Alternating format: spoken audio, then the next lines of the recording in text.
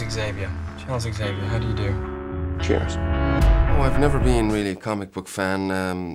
As a child, I never followed any of the comic books, but obviously, sort of once I, read this script and became involved, then I started to gather all the source material.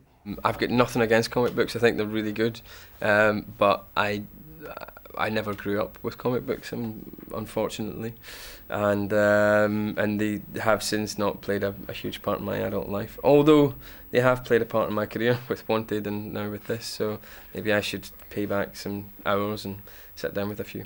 And found it very interesting, very relevant to just sort of human beings and how we interact with each other and how certain people get alienated by society for whatever reason, whether that be sort of colour, creed, or sexuality.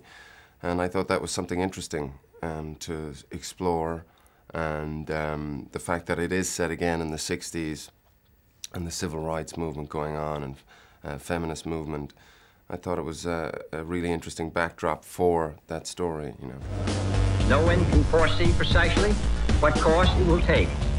One path we shall never choose, and that is the path of surrender. Do I have any groovy mutations? Well, some people have said it points in a funny direction.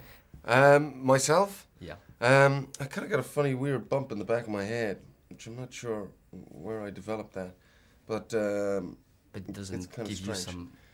It doesn't give you superpowers. Any powers? Not that I'm aware of yet. Maybe I haven't discovered its true potential yet.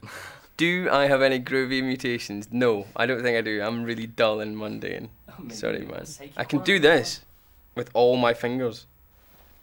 Well, yeah, no. I won't do it with all my fingers right now because I've got a whole day to get through and I might get a little bit exhausted.